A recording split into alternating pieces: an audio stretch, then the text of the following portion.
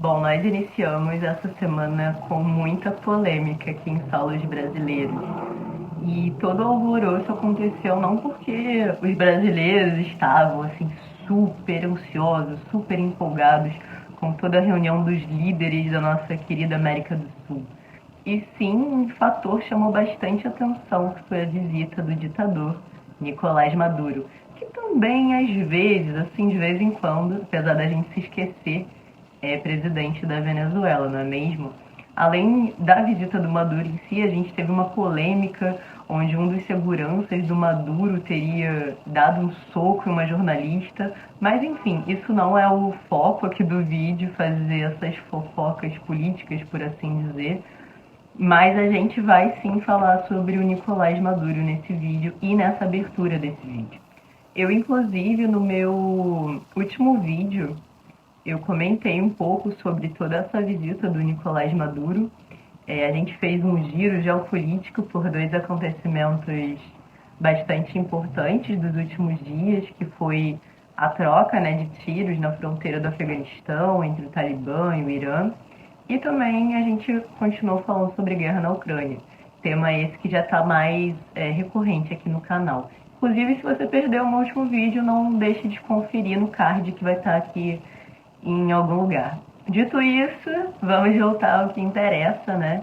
Eu estava falando que nesse vídeo eu fiz um breve comentário sobre a questão da visita do Nicolás Maduro aqui ao Brasil, onde alguns observadores e alguns analistas passaram assim em cima de algumas questões de análise para considerar apenas o viés de interesse que o Brasil possa ter com a Venezuela e esqueceram que falas e comportamentos de seus líderes são muito importantes.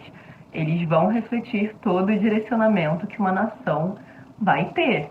Então, quando a gente tem falas do Lula exaltando Nicolás Maduro, por assim dizer, a gente está indo por um terreno onde a gente não fala mais só de interesse. A gente está falando de um alinhamento maior do que isso. Bom, essas falas, né, do Lula fez com que a gente presenciasse muitas polêmicas nos últimos dias.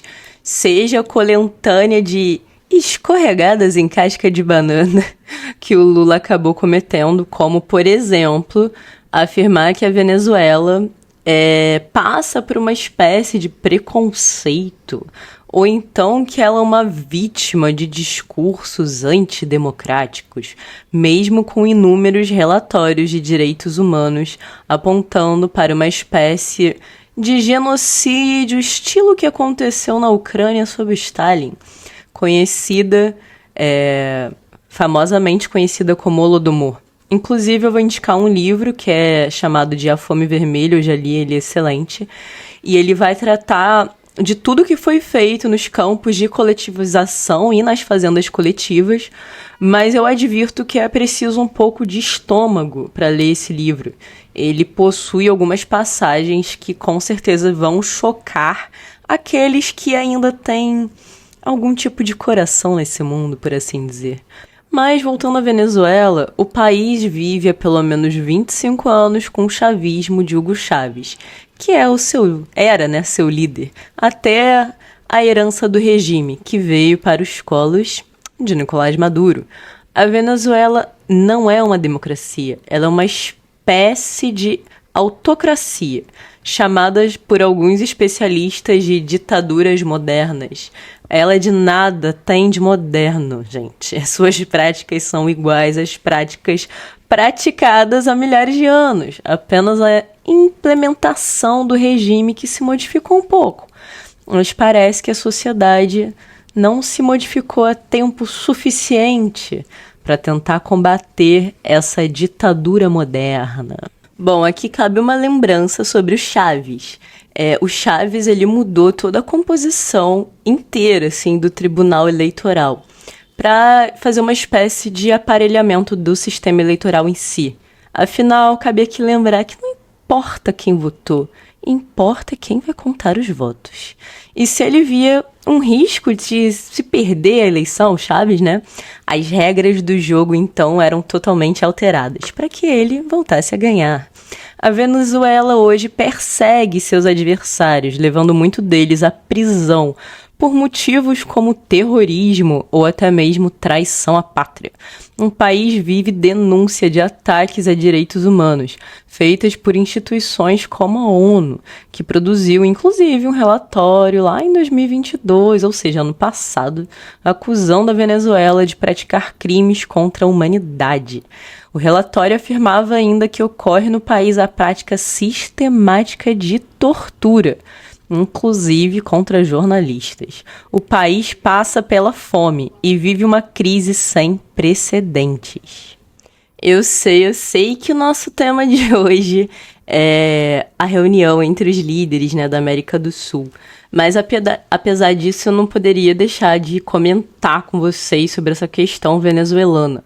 Ela, gente, não é nenhuma novidade, assim como não é nenhuma novidade que o atual presidente brasileiro, que é o Luiz Inácio Lula, se alinhe com esses ideais da Venezuela. Muito provavelmente ele acredita que a Venezuela vive sim uma democracia. Entretanto, não é da democracia liberal que nosso caro presidente Lula fala. Ele fala sim da democracia socialista, o que nos faz pensar, como eu já disse no início desse vídeo, sobre os valores que o atual governo pretende colocar muito em breve no país. E se ele vai transformar isso tudo em realidade, não é mesmo? Dito isso, vamos ao que interessa. 11 líderes da América do Sul aceitaram o convite do presidente Lula, né, para participar de uma reunião de cúpula regional, que a gente chama, né? Ela aconteceu no dia 30, ou seja, 2 dias atrás, lá em Brasília. Essa foi a primeira cúpula organizada pelo Brasil no 3º mandato do Lula.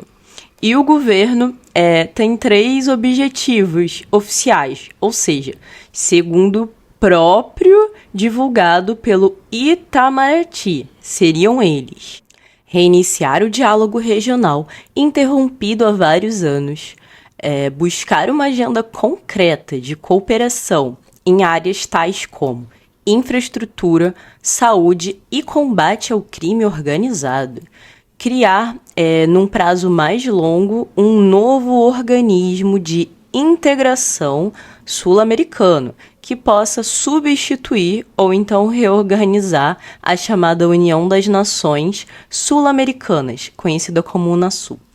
Hoje nós vamos ver então um pouco melhor como foi a reunião e se algo de concreto saiu dela. Caso sim, o quê? Antes de eu prosseguir então com o vídeo, com a vinheta e tudo mais, queria fazer aqui um pequeno comentário a respeito sobre esse tópico do crime organizado.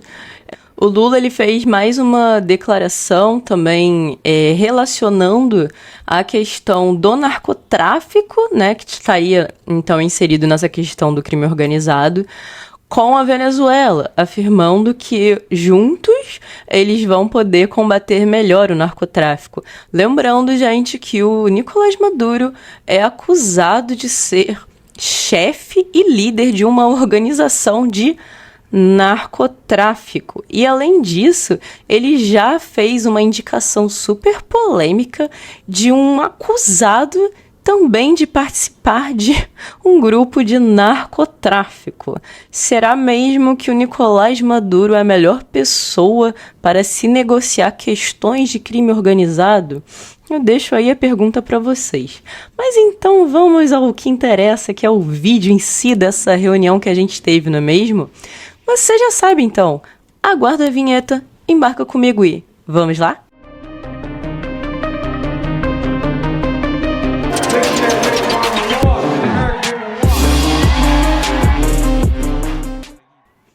Olá, eu sou Bárbara Martinelli, seja muito bem-vindo ao canal Voz Armada, seu canal que descomplica o hospício que é o mundo da geopolítica e, é claro, do militarismo.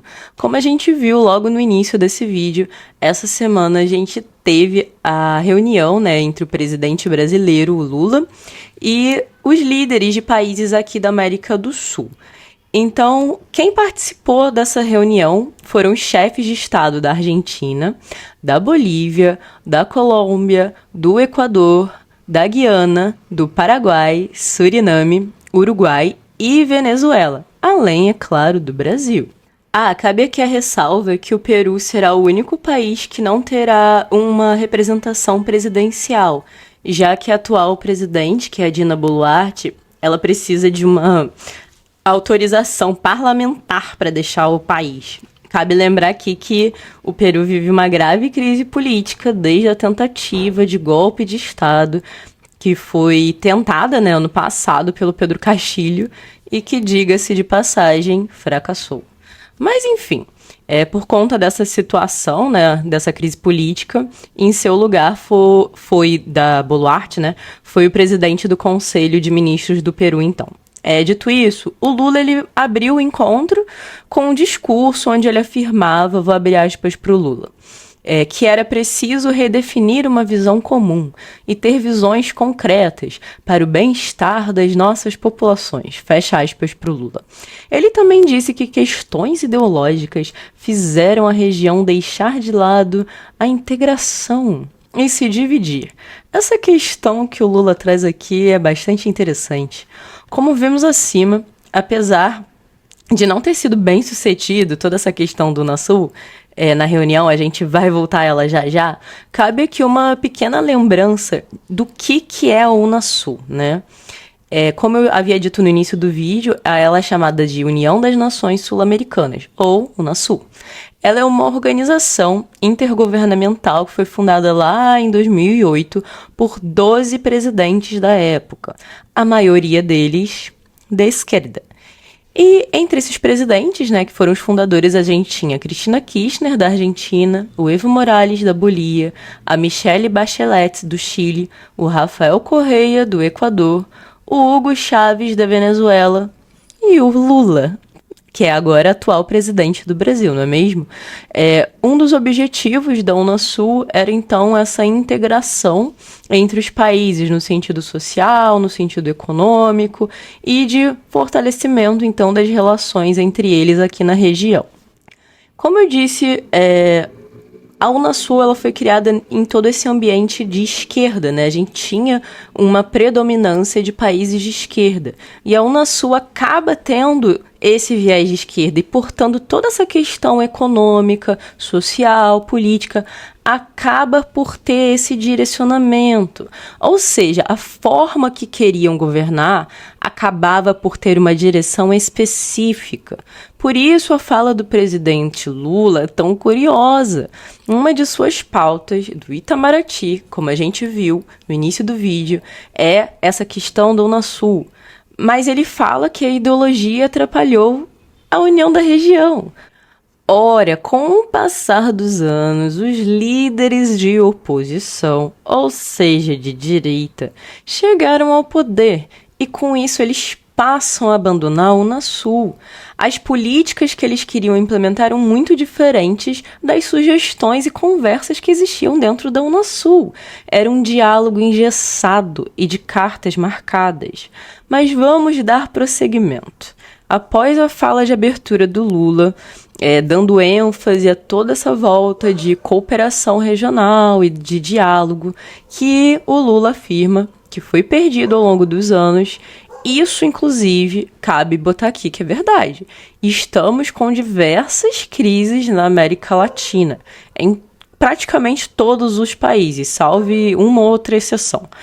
Nós parecemos enfrentar sempre algum tipo de problema em países da América do Sul, seja na economia, seja de fome, seja social, democrático e assim por diante, a lista é infinita. E isso não é culpa de ideologias apenas, como o Lula colocou, mas de inúmeras escolhas e tomadas de decisão erradas feitas ao longo dos anos.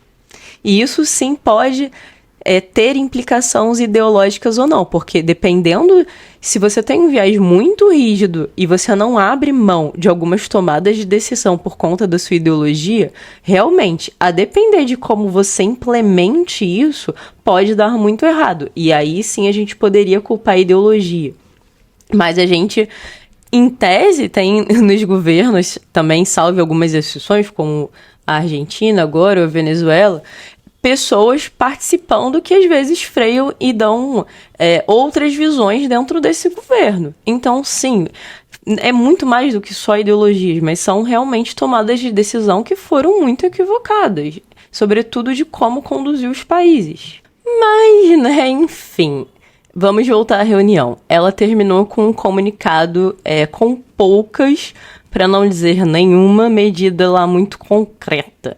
E com promessas de ampliar a integração da região, né? Que é também um dos principais motivos da reunião. Bom, o nome final do documento que foi entregue se chama Consenso de Brasília. E ele foi assinado por todos os que estavam presentes na reunião. Esse documento traz uma breve menção à visão de que o continente é comprometido com a democracia, com os direitos humanos, apesar, né, dos elogios do petista, o presidente da Venezuela, o Nicolás Maduro, que eu comentei no início desse vídeo. A gente sabe que aqui na região, apesar da gente estar com um predomínio de esquerda, ainda há governos como, por exemplo, no Uruguai, que são de direita e têm uma outra visão de democracia, mas enfim. O Lula ele também propôs uma lista de iniciativas na reunião, todas voltadas para o que ele chamou de reintegração das Nações Unidas. E aí eu separei algumas para a gente poder analisar juntos aqui. Uma delas, inclusive, bastante polêmica, que seria colocar uma poupança regional a serviço do desenvolvimento econômico e social, mobilizando os bancos de desenvolvimento como a CAF, o Fomplata, o Banco do Sul e o BNDES. Bom, como esse dinheiro seria lastreado? Como seria feito esse fundo? Como seria feita a cota de participação dos países? Como cada país iria utilizar esses recursos? Seria tipo um empréstimo, né? Como seria devolvido esse dinheiro? São todas várias incógnitas, com toda certeza. Alguns até levantaram temores de confisco, o que não é uma realidade, visto a medida que ele anunciou e que eu coloquei aqui no início. A tomada do dinheiro não seria tão direta assim. Ninguém iria cometer o erro que a Zélia Cardoso cometeu. Inclusive, eu vou deixar o vídeo dela passando pra gente relembrar esse momento histórico. Cruzados novos que estejam depositados no banco, quer sob a forma de depósito à vista, depósito a prazo, caderneta de poupança, overnight, são convertidos em cruzeiros ao par até o limite, no caso de caderneta de poupança e no caso de depósito à vista, de 50 mil. E no caso de overnight e de depósito a prazo, 25 mil ou 20%, o que for maior. Isso significa o seguinte, que quem tem no depósito à vista, quem tinha ontem no depósito à vista 50 mil cruzados, pode ir ao banco segunda-feira e sacar, se quiser, 50 mil cruzeiros, né? Ou quem tinha isso no overnight. O que excede isso, a parte excedente a esses 50 mil, fica depositada no banco, junto ao Banco Central, sob a titularidade da pessoa física ou pessoa jurídica, em forma de cruzados novos. E será convertida em cruzeiros após 18 meses ao par. Durante esses 18 meses, esses depósitos em cruzados novos recebem correção monetária mais juros de 6%. Dificilmente a gente vai ter uma tomada assim de dinheiro tão direta e explícita quanto foi essa, em formas tão claras com jornalistas, né? Então essa tomada de dinheiro ela é mais indireta e é aí que a gente precisa redobrar a nossa atenção. Mas continuando as propostas do Lula, ele sugeriu também a criação de uma moeda comum para uma unidade de referência comum para o comércio, para reduzir a dependência de moedas extras regionais. E, além disso, ele também sugeriu mecanismos de compensação mais eficientes. Essa proposta da moeda é curiosa, já que nós vivemos uma tentativa de uma moeda comum via BRICS. Também, né? E o Lula, inclusive, disse recentemente que eu sonho que o BRICS possa ter uma moeda, como a União Europeia construiu o euro. Acho que a gente tem que avançar. Fecha aspas do Lula. Seriam, então, várias moedas? Uma da América Latina para o comércio regional e uma para o comércio do bloco do BRICS? Vamos lá. existe uma enorme dificuldade já apontada por diversos especialistas, sejam professores de economia, sejam pessoas que trabalham na área, sobre essa criação de uma moeda comum no BRICS. O problema seria que existem enormes disparidades entre as economias participantes do Banco do BRICS, como a questão do valor de produto interno bruto, que é o PIB, as reservas internacionais, as taxas de juros e muitos outros fatores. Todas essas dificuldades estão levando, então, a um avanço de outra moeda dentro do BRICS, que é o Yuan, que é a moeda chinesa, né? Na questão das trocas comerciais. E com isso, a China está avançando na América Latina com sua moeda, visando o seu fortalecimento. E, obviamente, competindo com o dólar, com os países mais alinhados à esquerda, com mais países aqui na América Latina querendo entrar no BRICS e, por consequência, também passarão a negociar em Yuan. A China, então, avança seus planos de diminuir a hegemonia do dólar. E como nós vimos, se essa dificuldade ela existe para a criação de uma moeda do BRICS, que seria toda essa questão de como os países têm economias muito diferentes e estão em momentos, né, seja social, político, de crise ou não crise, muito distintos, como seria então essa criação de uma moeda regional? Fora isso, a criação da moeda também trouxe para vocês a criação de uma espécie de poupança coletiva. Como seria feita a alocação desse dinheiro? Algum país colocaria mais dinheiro que o outro? São várias questões e, por enquanto, nenhuma resposta. Bom, além das propostas, essas duas que eu selecionei para a gente olhar juntas, a gente tivemos outras propostas também, como desenvolver ações coordenadas para o enfrentamento de mudança do clima, que é uma proposta bem genérica, né, por assim dizer. Nós também temos a ampliação de mecanismos de cooperação de uma geração, também é genérico. E aí essa proposta envolveria serviços, investimento, comércio eletrônico. E além disso, também tem nessas propostas do Lula a questão de intercâmbio dos professores, ou seja, os países terem essas trocas, né? Bom, da reunião, o que saiu de fato foi a criação de um grupo que será composto pelos chanceleres dos países sul-americanos. Ele será feito para discutir a elaboração de um mapa que abriria caminho para essa integração da América do Sul. E isso vai ser submetido depois a considerações dos chefes de Estado. Os presidentes, eles concordaram em voltar a fazer uma reunião com data e local ainda a serem confirmados para repassar todo esse andamento das iniciativas dessa tentativa de cooperação sul-americana e assim determinar quais seriam os próximos passos a serem tomados. Bom, conforme esperado, porque isso já era esperado por analistas das relações internacionais, não houve um acordo sobre essa questão da Unasul. O presidente do Uruguai, que é o Luiz Lacalle Pou, é um dos que não tem muito interesse na retomada do grupo. Ele, inclusive, afirmou o seguinte, abre aspas, temos que parar com essa tendência, a criação de várias organizações. Vamos nos basear em ações. O Lacalle continuou dizendo ainda, na cúpula, né, que ele estava reunido, abre aspas, quando nos tocou assumir o governo, nos retiramos da Unasul. Em seguida, nos convidaram para o ProSul, bloco que foi criado em 2019 e era um contraponto à Unasul. Nós dissemos, então, que não, porque senão nós terminamos sendo apenas parte de clubes ideológicos que têm vida e continuidade apenas enquanto nós marchemos em nossas ideologias, fecha aspas, acrescentou o uruguaio.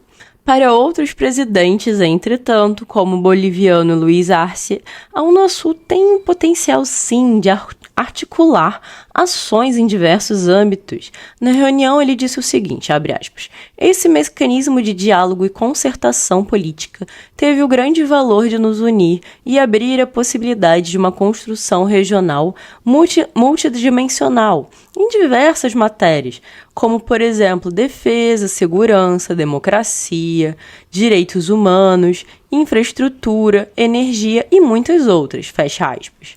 Como nós podemos ver, a questão da Unasul permanece sem direcionamento certo.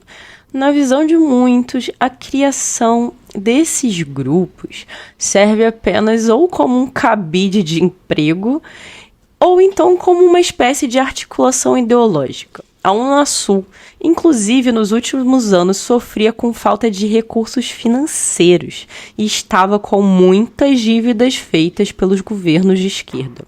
Funcionários, inclusive, ao longo do tempo, deixaram de ser pagos. Quando a Unasul foi criada, ela via a maioria dos países aqui da América do Sul com um viés de esquerda, como a gente já mencionou no vídeo hoje. E hoje o cenário ele é bastante similar.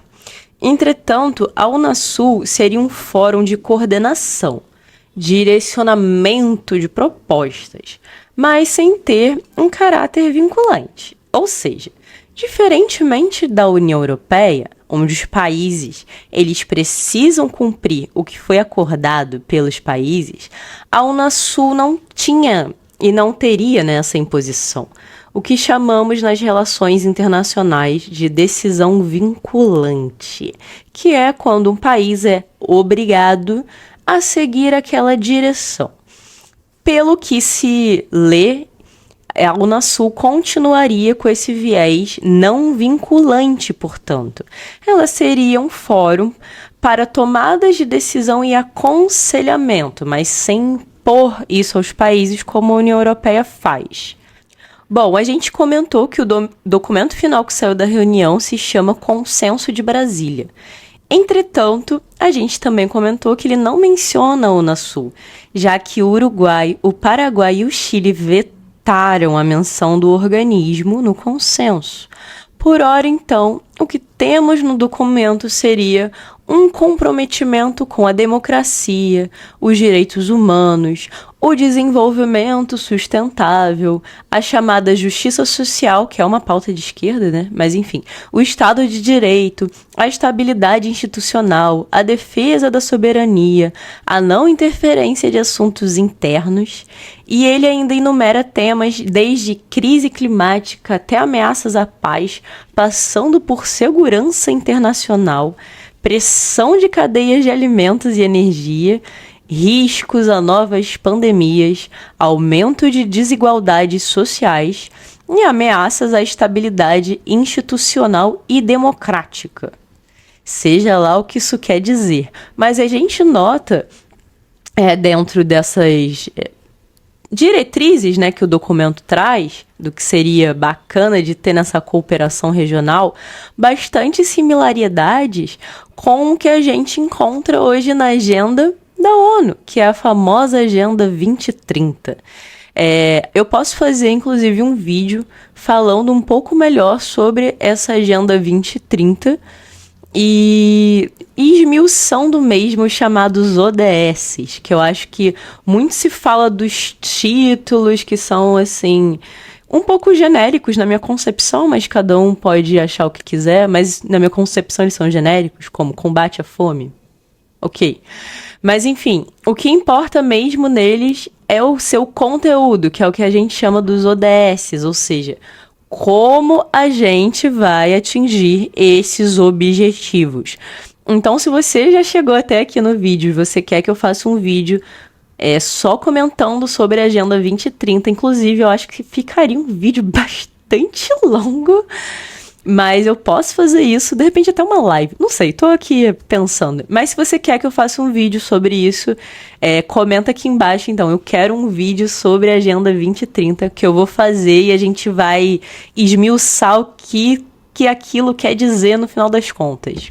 Mas, enfim, uma coordenação na América Latina é muito importante, com toda certeza, gente. Sobretudo se todos os objetivos forem deixados muito claros, menos supérfluos e passando uma melhor compreensão para a sociedade civil, sobretudo de como funcionam as aplicações das agendas internacionais, que é uma coisa que as pessoas possuem muita dúvida de...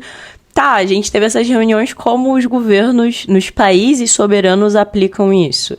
Isso seria talvez bastante interessante da população saber mais ou menos como funciona. E também, assim, a gente ter uma integração regional, a gente está falando de países conversando, ou seja, os líderes, os chefes de Estado vão conversar. Mas nisso, eles vão trazer propostas para o país. E seria muito bom que a sociedade civil entendesse por que essas propostas foram elaboradas. Qual é o motivo disso? Por que isso está sendo feito e para onde isso pretende nos levar? Quanto mais as claras, todas essas tomadas de decisão forem feitas, elas não precisam ser feitas às claras, a reunião com câmeras, não é isso. Até porque isso atrapalharia as negociações. Mas o que saiu dessas reuniões deveria ser falado de uma forma um pouco mais objetiva. Como a gente viu em todo esse documento, ele é genérico. Ele fala frases como temos que fortalecer a democracia, temos que fortalecer a segurança. Tá, isso é coisa que a sociedade já espera que os países façam. Mas a gente vê hoje na América do Sul, na América Latina, diversas crises em praticamente todas as áreas citadas. Então, como enfrentar essas áreas citadas e como uma integração regional poderia ajudar os países internamente nas áreas citadas? É algo que precisava ser um pouco mais claro, vocês não acham? Uma questão assim, muito importante seria toda essa descomplicação comercial, troca de tecnologia entre os países aqui. Esses sim são assuntos muito importantes e que devem sim ser facilitados entre os países da América Latina. Entretanto, eu acho que a gente também vive hoje um dilema no mundo contemporâneo. Ao mesmo tempo em que nós nos globalizamos, nós vimos os riscos de estarmos muito dependentes dos países. A guerra da Ucrânia também fez a Europa perceber isso. Então, seria necessário, talvez, um meio termo, então, para que a gente se adapte a esse novo mundo. Talvez seja necessário dar um passo para trás e não para frente. Nós nos repensarmos como país, fortalecer internamente as atividades e então sim olhar para fora e olhar para os nossos vizinhos latino-americanos. Parece, inclusive, ser uma ideia interessante porque eles estão mais próximos que outros países, não é mesmo? Mas, como eu disse, a gente tem que saber como fazer isso. Achar esse meio termo é fundamental. Não adianta olhar para fora se a gente não olha para dentro, seja na psicologia ou seja também falando de um país. Eu sou Bárbara Martinelli e esse foi o Voz Armada. Se você gostou do conteúdo, você já sabe. Curte, compartilha e se inscreve no meu canal. Eu já atingi a minha primeira marca aqui do canal, que foi a de 1000 inscritos. E eu vou fornecer essa semana ainda uma aula gratuita de propaganda de guerra. Eu tô finalizando ela, botando ela em módulos, vai estar bem bacana. E a gente em breve, assim que eu terminar, lançar essa aula de propaganda e tal, eu vou criar uma nova meta aqui pro canal para vocês me ajudarem a atingir ela. E aí eu vou, obviamente, dar mais uma recompensa para vocês, porque tem que ser fair, não é mesmo? Mas é isso, gente. Muito obrigada por assistir até aqui. E você já sabe. Tchau!